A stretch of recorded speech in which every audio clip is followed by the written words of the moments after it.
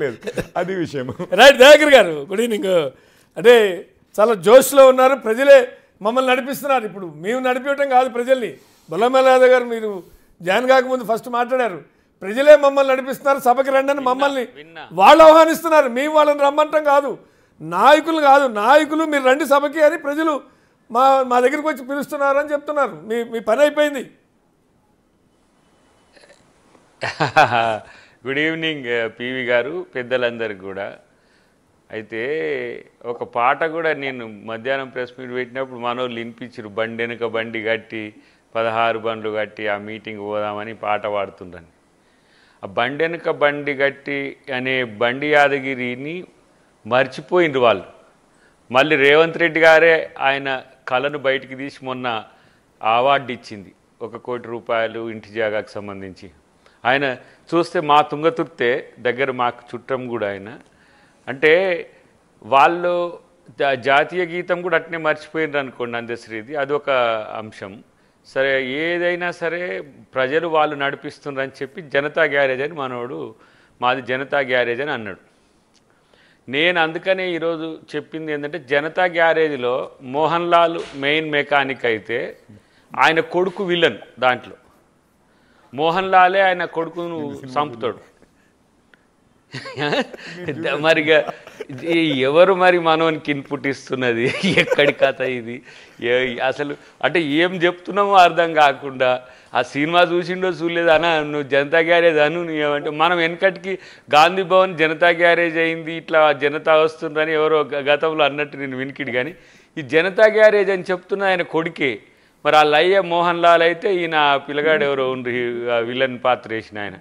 అందరు కలిసి చివరికి ఆయన్నే చంపుతారు. చివరికి నీది నువ్వే భస్మాసురుని లెక్క ఏమైనా తయారు చేసుకున్నావు మిత్రుడా అని చెప్పి నేను కేటీఆర్కి ఒక చిన్న ఏమంటారు ఒక సూచన ఇచ్చిన, అది జనతా గ్యారేజ్ అనకు, నీకే నష్టమైద్దని. అయితే ఇక్కడ నేను మౌలికమైన ప్రశ్నలు మీ పివి గారు, ఎందుకంటే మనోడు కూడా మల్లన్న కూడా ఎక్కువ ఈ మధ్య ఏమైనా కేటీఆర్తో ఉంటున్నాడు కాబట్టి, మీరు భారత్ రాష్ట్ర సమితి అని పెట్టిండ్రు.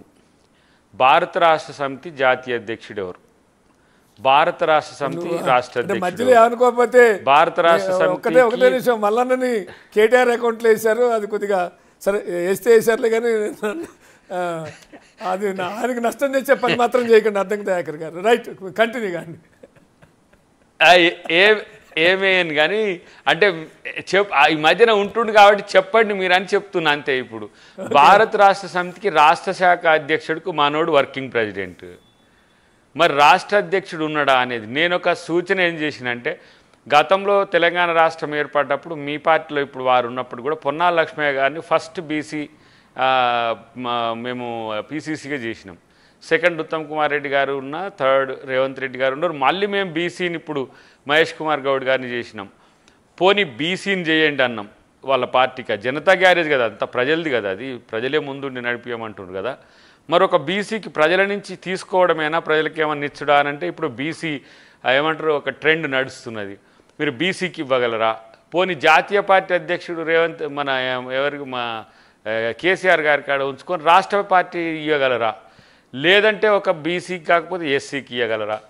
ఎస్సీకి కాకపోతే ఎస్టీకి ఇవ్వగలరా? పోనీ మీ కుటుంబం కాకుండా ఇంకొకరికన్నా ఇవ్వగలరా? నేను ప్రతిసారి ఒకటి చెప్తున్నా పివి గారు, వాళ్ళు పట్టించుకోవట్లేదు. సరే భవిష్యత్తులో అది కౌంట్ అవుతుంది. కానీ ఇంత మీరు ఏది కాంగ్రెస్ మీద విషం జిమ్ముతున్నారు కదా కేటీఆర్ గారు, మీరు రేవంత్ రెడ్డి గారి మీద మరీ రోజువారీ టార్గెట్ చేస్తున్నారు కదా. రేవంత్ రెడ్డి గారు ఈరోజు వచ్చిన 2 సంవత్సరాల్లోపునే ప్రభుత్వంలోకి తను పీసీసీ ప్రెసిడెంట్గా తీసుకున్నాడు, కొట్టాడిండు మీతో, ఆయన ముఖ్యమంత్రి అయిండు.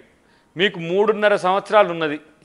ఈ 3.5 సంవత్సరాల్లో మీ అయ్యతో నొప్పించుకొని కనీసం మీ కుటుంబంలో నన్ను నువ్వైనా తీసుకొని వారైనా తీసుకొని మీరు కొట్లాడండి, మీరు సీఎం కాండి, అప్పుడు కేసీఆర్ గారిని మీరు కౌంటర్ చేద్దరు.